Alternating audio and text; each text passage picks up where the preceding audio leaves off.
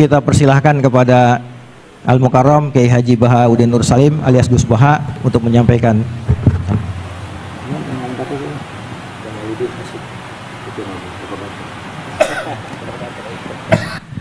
Assalamualaikum warahmatullahi wabarakatuh. Nahmaduka ya ghafuru ya syakuru wa sholli wa sallim barik ala sayyidina wa ala Muhammadin wa ala alihi wa sahbihi asma'in amma ba'du. Ini alhamdulillah kalau sakit bayar utang ini sama Habib Jinten, karena beliau pernah rawuh di mbah saya di Fakhriyah.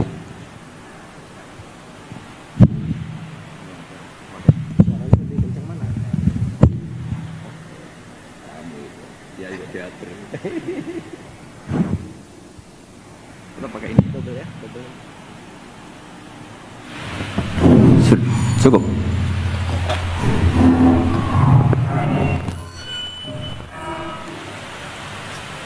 Bon, cekap. Terus dulu 3 tahun yang lalu kalau nggak salah beliau rawuh di Pondok Fakhriyah, itu milik mbahnya Kiai Hamid Pasuruan, juga masih mbah saya Kiai Abdullah bin Umar. Mbah saya namanya Fatimah binti Idrus bin Umar. Masih ingat saya ketika itu beliau menyebut satu ayat, wattaba'tu millata abai. Ini kata beliau Ustadz Mansur, umumnya orang tuh ingat kehormatan bapak-bapaknya yang keren-keren. Tapi kata Habib Jinten, baca wattaba'tu, yang penting tuh ikutnya, bukan bapaknya. Saya masih ingat. Terus Gus-Gus diem semua. Sadar kalau dimarahin Habib Jinten. Jadi ya Gus-Gus diluk semua. Tak tanya kenapa diluk, ini orang dari Jakarta kok marah Gus. Ya itu unik, itu cara istidlal guru-guru kita. Jadi kalau wattaba'tu millata abai, kata beliau rohnya itu di wattaba'tu itu. Ittiba awal cuma istakhir badai. Ittiba awalan baru bangga dengan bapak-bapaknya. Jangan bangga dulu nggak ittiba gitu loh. Jadi alim dulu baru bangga Habib Jinten. Jangan bangga muridnya Habib Jinten ndak alim-alim. Itu bebe.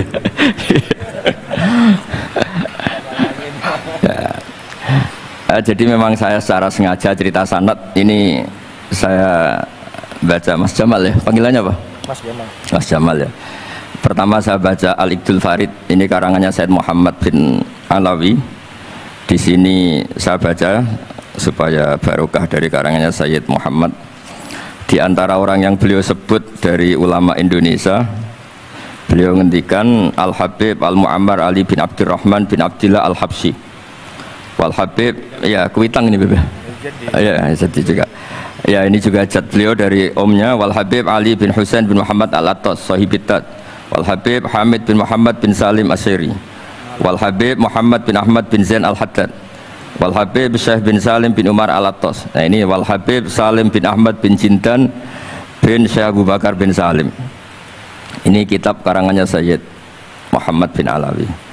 Terus ketika beliau cerita Sanad Ad-Darimi, Sunan Ad-Darimi, beliau ngendikan Arwi Sunan Ad-Darimi anis Sayyid Salim bin Jiddan Alian anil Habib Utsman bin Abdillah bin Akil bin Yahya Al-Alawi Mufti Batawi, ya, an Utsman bin Hasan Ad-Dimyati anil Amir Al-Kabir. Jadi keberadaan Habib Salim ini mudawwan, selain faktanya beliau sering ta'lim juga mudawwan, dibukukan. Saya pernah hormat kholnya Syekhona Khalil.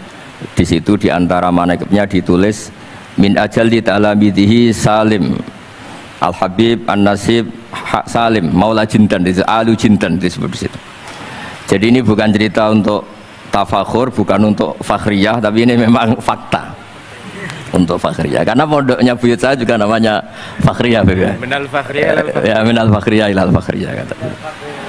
Nah ini tentang sanad. Tadi saya sudah mentasihkan beliau dan beliau mengkuatkan hujah kita. Dulu ketika Habib Salim banyak orang yang menyalahkan orang pakai celana, bebas. Nanti jenengan yang cerita. Beliau juga bela kultur itu. Saya pernah baca di kitabnya Said Muhammad Alawi, judulnya itu Manhajus Salaf fi Fahmin Nusus. Di kitab saya itu halaman 423. Nanti bisa dicek halaman 423. Di situ ada kata-kata wa kanat sunnatu Rasulillah sallallahu alaihi wasallam annahu yat'amu ma yajiduhu fi ardi. wa yalbasu ma yajiduhu wa yarkabu ma yajiduhu mimma abahahu wa ta'ala. Terus beliau cerita, siapapun yang makan faman at'amama yajiduhu fi ardi fahuwa al-muttabi' lis-sunnah kama annahu hajjal baita min madinati nafsih faman hajjal baita min madinati nafsih fahuwa al-muttabi' lis-sunnah. Jadi supaya perasaan orang Indonesia ketika berpakaian seperti ini, seperti saya, seperti teman-teman ini tetap tercantol, tetap terhubung oleh Rasulullah Shallallahu Alaihi Wasallam. Misalnya Nabi, karena beliau itu orang Madinah, tentu hajinya atau mikotnya dari Dzul Khulaifah. Karena kita orang Indonesia lewat Yalamlam ya harus lewat Yalamlam. Waqta Rasulullah li ahli Madinah Dzul Khulaifah, wa li ahli Syam al-Juhfah, wa li ahli Najdin Qornan, wali ahli Yaman Yalamlam. Jangan mentang-mentang ikut sunnah Nabi terus orang Yaman mikotnya dari Dzul Khulaifah, orang Sam juga dari Dzul Khulaifah. Semua itu harus min madinati nafsi. Sama seperti Rasulullah yat'amu ma yajiduhu fi ardi, kita juga nat'am ma najiduhu fi ardina. Sehingga jangan sampai umat Islam yang perilakunya keseharian ini sudah baik kemudian merasa tercerabut dari sunnah Rasulullah Shallallahu Alaihi Wasallam. Karena Nabi seperti mana kita ingin dan kita tahu, ketika ada orang Arabi bilang Allahumma arhamni wa Muhammadan wala tarham ma'ana ahadan, ya Allah hanya saya dan Muhammad yang perlu engkau kasihani, yang lain jangan.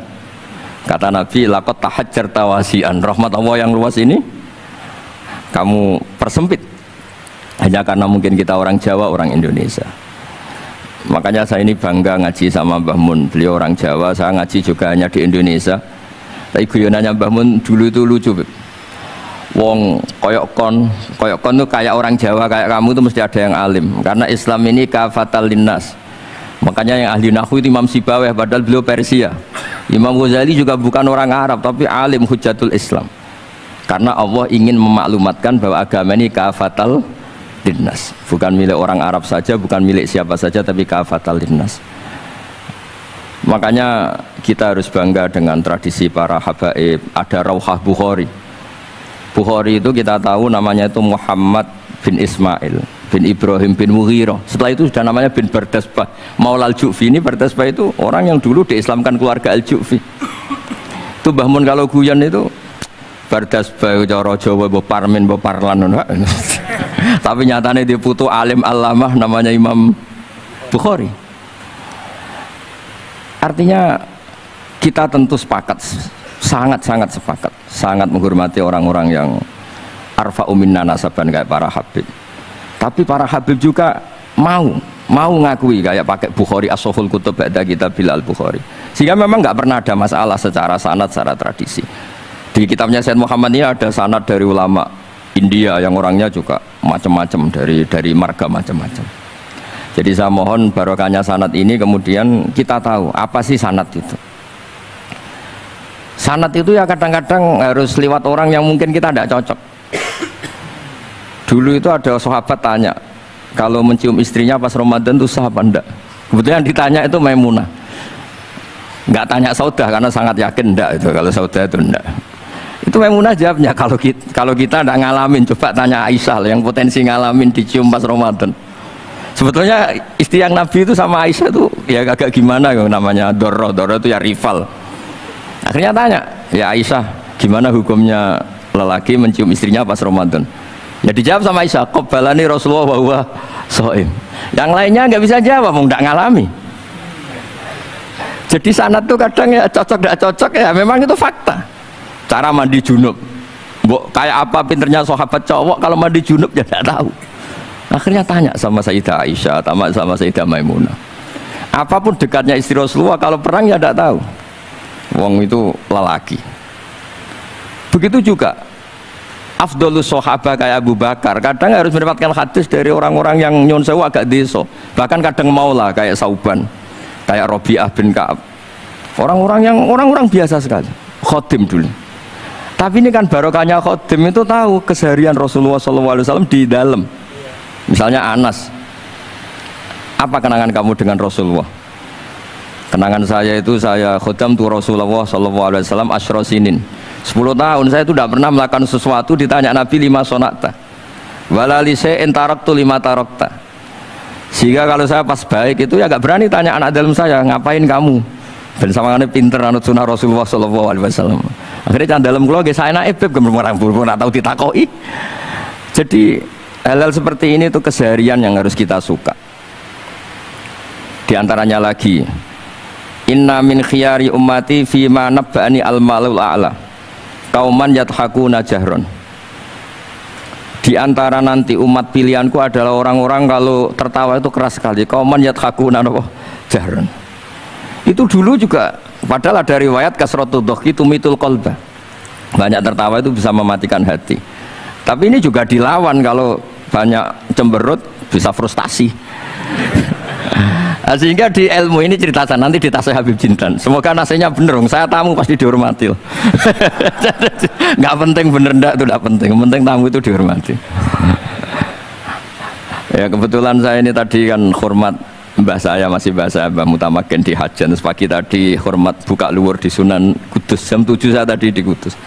Ya akhirnya sama teman-teman difasilitasi, disuruh naik pesawat tadi jam 11 tadi. Tapi saya tidak capek karena memang saya senang cerita sanad. Tapi yang lucu-lucu saja, nanti yang serius jangan saya, yang lucu-lucu saja. Biar lucu sampean tuh tidak ngawur, tapi ada sanadnya. Ada seorang mufassir yang bilang ketika nafsiri wa annahu wa adhaka wa abka. Allah itu zat yang memberi kamu tertawa. Mbok kamu ingin susah, tidak akan tertawa. Tapi kalau Allah menghendaki ya tertawa aja. Ada orang miskin frustasi, maunya gak tertawa. Tahu-tahu jalan-jalan ngerti badut, ya akhirnya tertawa. Ya karena adhaka itu fi'lullah. Kalau Allah menghendaki mau apa? Karena adhaka itu fi'lullah. Nggak bisa. Orang yang baru seneng kayak apa, nggak ingin nangis. Tapi kalau Allah menghendaki wa abka, dinangiskan ya tetap menangis. Wa anna wa adhaka wa abka. Karena kita ini semua adalah objek oleh kudrahnya Allah Subhanahu wa ta'ala. Saya itu sebenarnya paling tidak ingin ngaji bareng Habib loh. Selain kalah nasab ya kalah ganteng. Ya tapi ditakdir mau apa? Mau apa? Ya sudah sami'na wa ata'na. Jadi saya saat ini tidak cari pahala benar, tapi pahala tawadhu karena diundang ya. Sudah penting benar salah, penting tawadhu. Jadi saya tadi sedang rayu sama Allah, ya Allah, saya kali ini tidak cari benar, cari tawadhu. Sudah mesti pahalanya besar tawadhu itu. Jadi supaya Islam ini gampang ya. Saya pernah cerita ke kiai yang khusyuk. Kalau sholat lama sekali, tak ceritain hadis. Nabi itu gak pernah menegur orang yang sholat cepat. Yang ada itu sanad negur sholat lama. Terus tak ceritain hadisnya Mu'ad, tertawa-tawa deh. Gus kamu itu raan kok masih punya dalil? Saya punya sanad. Ada nggak sanad Nabi negur orang yang baca surat pendek? Nggak ada. Yang ada itu yang baca surat panjang. Nanti bisa direvisi sama Habib Jitin kalau nggak cocok, tapi ini yang rileks saja karena potongan Islam Jawa ini kalau tidak berat nggak akan kuat.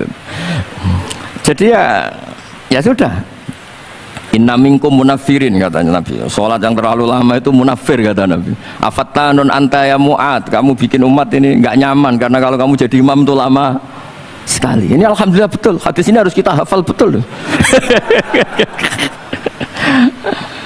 Nah, supaya Islam ini meskipun pilihan-pilihan keseharian itu ada sanad, itu saja kepentingan saya. Yat'amu ma yajiduhu fi ardi wa yalbasu ma yajidu wa yarkabu ma yajidu. Saya sering beb di tahun desa-desa Gus, anak kula tahnik cethaki Gus, tapi mboten enten kurma, wis nganggo degan ae. Lho Gus dari kiai-kiai ku kurma. Kurma itu halawiyat, ya degan juga termasuk halawiyat. Ya sudah. Kalau kamu ingin sunnah Rasul, Nabi nggak pernah sholat di Indonesia, berarti kalau kamu sholat ke Mekah dulu kata. Maksud saya supaya orang itu nyaman dengan Rasul, ya itu hadir di semua sisi kehidupan kita. Kalau dalam istilah Sayyid Umar Hafid, Faruhu Muhammadin sallallahu alaihi wasallam awsa' wa asra'. Kalau kamu bisa tawassul dengan Nabi Ibrahim, Nabi Musa, dan beliau-beliau bisa datang ketika Lailatul Mi'raj untuk hormat Rasulullah sallallahu alaihi wasallam di Baitul Maqdis, Faruhu Muhammadin awsa' wa asra' kata beliau. Jadi bisa datang di kapan saja, di mana saja. Jadi jenengan meskipun di Indonesia tidak usah khawatir, kita semua ini dilihat Rasulullah SAW. Dan cara lihat Nabi itu gampang, tidak kayak kita. Kata Rasulullah, hayati khairun lakum wa mamati khairul lakum. Saya kalau masih hidup juga baik untuk kalian. Anda bisa cerita hadis dengan saya, sering bercengkrama. Dan ketika saya wafat kata Nabi, saya sudah dekat sama Allah Ta'ala. Kalau melihat kamu baik, saya muji Allah. Kalau melihat kamu salah, saya mintakan ampun. Makanya saya ini jenis kiai yang jarang istighfar. Ini bukan karena sombong. Saya ulang lagi, bukan karena sombong. Saya itu pengagum Sufyan Ats-Tsauri, itu di antara khasnya itu jarang berdoa. Ketika ditanya kenapa kamu jarang berdoa, selagi saya ngajar, kata beliau ini, selagi saya ngajar itu masuk hadis ala khulafa'i rahmatullah. Waman khulafa'u kaya Rasulullah alladzina yuhyuna ma amatun nas min sunnati. Jadi kalau saya baca Bukhari, otomatis dapat doanya Nabi ala khulafa'i rahmatullah. Timbang kamu doakan nangis-nangis gak jelas mandinya, mendingan mulang gitu. Terus kedua, doa hamalatil arsy. Alladzina yahmiluna al-arsya man hawlahu yusabbihuna bihamdi rabbihim wa yu'minuna bi wa yastaghfiruna. Kita semua sudah diistighfari sama malaikat hamalatul arsy. Rasulullah juga wastaghfir li dzambika walil mu'minina wal mu'minat. Fastighfaru Rasulillah qad kafana wa fawqal kifayah, kata beliau. Artinya gini, kalau kangkang jarang istighfar itu jangan karena sombong, manfaatkan fasilitas ini gitu. Ini penting. Jadi semua itu jangan sampai kita ada istighfar karena jafa, karena jafatul qalb, karena qaswatul qalb. Enak lah kalau ada fasilitas gitu, ada fasilitas. Itu kalau saya pidato di depan Gus-Gus. Kalau di depan Habib berani, di depan Gus-Gus. Itu ada yang setengah beling, setengah ada alim, ada yang alim. Terus yang beling-beling pesan sama saya, Gus tolong bela kami, maksudnya. Ya kadang-kadang mubalek kan order pesanan itu. Terus tak bacain ayat walladzina amanu wattaba'athum dzurriyyatuhum biimanin alhaqna bihim dzurriyyatahum wama alasnahum min amalihim min syai'. Orang aba-abanya iman, anaknya iman itu nanti surganya disertakan mbahnya meskipun kelas amalnya ndak sama. Jadi mbah-mbahnya alim alama, anaknya yang ndak alim nanti surganya sama-sama yang alim. Kenapa sih kalau ada fasilitas gak dipakai? Pakai aja gak apa-apa kan. Yang alim yang komplain. Sudah kamu yang alim dihormati, dicucup, salami template, yang ikhlas saja, tidak usah protes, kata saya gitu. Artinya saya inginlah keseharian kita yang awam, yang apa itu harus cari backupan hadis supaya semua keseharian kita itu ada apa? Sanad. Misalnya sampean kalau malam itu nggak bisa tidur, tahajud ndak, witir ndak, ya mutolaah ndak. Tapi lihatlah itu sebagai tarkul ma'asi. Apa tarkul ma'asi? Alhamdulillah malam ini saya ndak zina, ndak maling, ndak dugem. Coba kalau kamu malam-malam di kamar, itu namanya apa? Ndak tahajud, ndak witir kan? Tapi kamu harus syukur karena itu tarku zina, tarku sarikoh, tarku kada wa kada. Supaya kamu tetap syukur sama Allah Ta'ala. Itsmamin mubakhin ila wa yatahaqqaqu bihi tarku haramimma. Setiap mubah yang kita lakukan pasti di saat itu ada haram yang kita tinggalkan. Makanya dulu banyak orang-orang soleh yang semalaman tuh guyon sampai pagi. Bukan karena ingin urakan, enggak, karena mengalahkan setan. Malam itu godaan mungkin ingin ngintip siapa itu masih kuat sekali. Ingin nonton siapa itu kuat sekali. Terus setan dilawan dengan guyon. Ternyata setelah guyon tuh asik, tahu-tahu pagi dan dutannya selesai. Oh, itu setan bisa setruk melawan orang alim ya seperti ini. Karena nilainya tarkul masih. Meskipun dengan cara guyon, karena kalau yang cara wiridan itu calon wali, kalau yang nggak calon wali ya pokoknya tarkul maksiat. Maksud saya supaya harian kamu yang biasa-biasa saya ini menjadi luar biasa karena ada sanad. Ada apa? Ada sanad. Makanya dulu ulama-ulama itu kalau ngelawan setan itu pakai faroh, pakai seneng. Karena setan tuh paling seneng kalau melihat orang mukmin susah. Kalau susah terus ngersulo, kalau ngersulo gugat kodok qadar. Disebut innaman najwa minasyaiton liyahzunal ladzina amanu. Jadi setan tuh targetnya supaya orang mukmin itu resah. Kalau resah gugat. Pertama gugat orang tua. Ngapain sih jadi anaknya orang miskin? Jadi susah kita kan.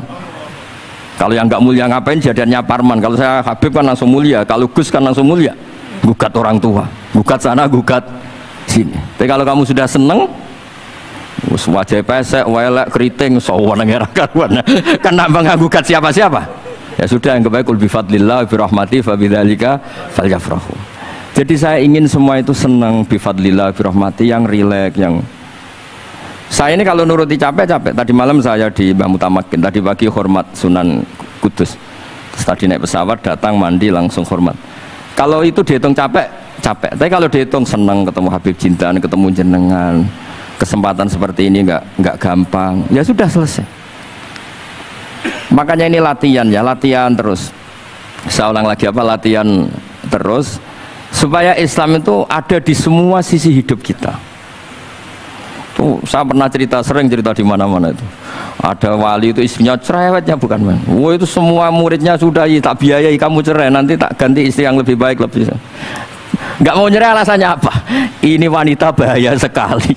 Kalau sampai dinikah orang lain, kasihan orang lain dapat musibahnya. Biar saya aja yang ngalami, kata-kata wali itu.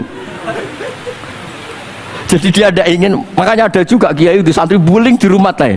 Santri ini nak pindah pondok, ngerusak pondok uang, mendingan pondok kuai. Jadi di handle. Terus sekarang apa?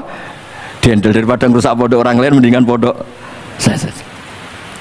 Jadi cerita-cerita seperti ini harus kita kaji, supaya semuanya itu pakai sanad ilmu. Sama lihat di kitab Ihya itu, ada bab-bab di Ajaibul Qalb. Apa di bab apa Ajaibul? Di situ kayak apa Imam Ghazali memerankan orang-orang pilihan Allah yang menjadi gampang melihat keseharian. Misalnya gini, misalnya Islam zaman akhir kan katanya tantangannya banyak. Coba kalau baca ayat wa ya'ballahu illa ayyutimma nurah wallahu mutimmu nurih. Agama ini milik Allah, diurus oleh Allah Ta'ala. Islam ke Indonesia itu enggak ditunggoni Nabi. Nabi sudah intaqala ila rafiqil a'la. Kadang di kampung-kampung di Islam nomodin. Ya jalan karena ini agama Allah. Kita ditinggal-tinggal orang yang lebih baik ketimbang kita. Islam kita tunggui. Ya jalan, memang ini agama Allah yang ngurus Allah. Kamu enggak usah khawatir. Jadi seneng kita bukan karena dablek, karena yakin jaminan Allah Subhanahu wa taala. Jangan sampai kamu itu seneng karena dablek, karena arogan, jangan. Karena bidomanillah, yakin bidomanillah wa bikafalatillah. Seperti senangnya Sayyid Abdul Muttalib. Ketika Ka'bah mau dirubuhkan Abraha, ada penyerangan Abraha. Ini yang Mbah Mun sering cerita ini. Wah itu semuanya kalah. Terus takok, man sayyidu hadhil wadi? Siapa tuan di sini? Abdul Muttalib.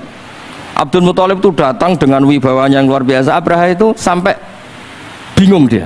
Kalau duduk di singgasana dia disalahkan orang banyak. Karena raja kok duduk berdua sama orang yang tidak raja. Kalau Abdul Muttalib di bawah dia nggak punya nyali karena ada haibahnya Sayyid Abdul Muttalib. Oh, oleh takdim luar biasa. Setelah itu tanya, apa keinginan kamu? Saya tidak ingin perang, saya hanya ingin merobohkan Ka'bah. Ternyata Sayyid Abdul Muttalib jawabnya apa? Unta saya yang 100 lo kembalikan dulu, tidak usah cerita Ka'bah. Kagetnya bukan main Abraham. Kamu ini pemimpin yang nggak benar. Ka'bah itu dinu kawa dinu abaik, itu kan agama kamu. Mau saya robohkan kamu malah bicara unta. Ini kamu itu pemimpin model apa? Jadi saya nyesal hormat kamu. Ternyata kamu mental kamu hanya mikir apa? Unta. Tapi jamnya Abdul Muttalib itu unik. Inna lihadal bait rabban hamaluk. Unta itu milik saya, kembalikan dulu. Kalau Ka'bah itu milik Allah, nanti diurus yang punya. jadi dibalik seenaknya itu ada tauhid yang luar biasa. Makanya saya termasuk kiai yang nggak susah kalau mau mati. Kalau mau mati, mati aja. Saya udah mikir kalau setelah saya ini agama gimana ya, gak gimana mana mau agamanya Allah Ta'ala. Jadi dibalik ya secara lahir kan seenaknya. Ternyata innalihadal bait rabbana hamahu. Kabeh itu ada yang punya, nanti biar diurus yang punya. Nah maksud saya kalau jenengan ini kan insya Allah ndablek semua. Kawin ya nggak mikir istri saya nanti makan apa, ya kan? Masa depan kamu ya tidak dipikirkan, warisan nggak punya apa-apa, nggak punya ya sudahlah. Bukan karena dablek, karena tawak. Itu saja pokoknya saya ingin ngomong, pokoknya perilaku Anda keseharian itu jadi energi to'at, ya. Perilaku keseharian Anda ini jadi energi apa? Itu saja. Barokahnya kamu ngaji nopo sanad. Itu dulu ada ulama miskin sekali. Itu tiap pagi datang ke gunung paling tinggi, terus dia duduk itu agak-agak angkuh itu. Siapa yang lebih raja ketimbang saya? Terus ditanya, kamu tidak raja kok merasa? Ukuran raja itu tidak ada yang berani nyurus. Di sini juga nggak ada yang berani nyurus saya. Lu itu sudah bisa syukur sampai mati. Karena sekali dia kumpul orang, lihat orang naik Alphard ngeluh, lihat orang punya istri cantik ngenes, lihat apa ngenes, daripada gitu naik ke gunung. Siapa yang bisa menandingi keladatan saya dalam hidup ini? Anama Allah wabillah, ngomel-ngomel sendiri. Tapi itu cara dia syukur. Cara dia apa? Syukur. Dan akhirnya betul dia punya sanad. Mangkana aminan fi sirbih mu'afan fi jasadi intahu kuntu yaumi faka'anna ma khizat lahu dunya bihadzafiriya. Ya sebentar orang itu sehat, ya aminan fi sirbih mu'afan fi jasadi intahu kuntu yaumi faka'anna ma khizat lahu dunya bihadzafiriya. Jadi Ya ini madhab saya karena saya diundang di sini pasti Habib Jidan juga ingin khas saya. Jadi kalau saya pura-pura tawadhu, pura-pura baik kan kaget. Kenapa Gus Bak sekarang jadi baik kan nanti? Ya ini anggap saja jujur. Ya kok rubah itu. Nggih ngoten mawon mugi-mugi barokah. Assalamualaikum warahmatullahi wabarakatuh.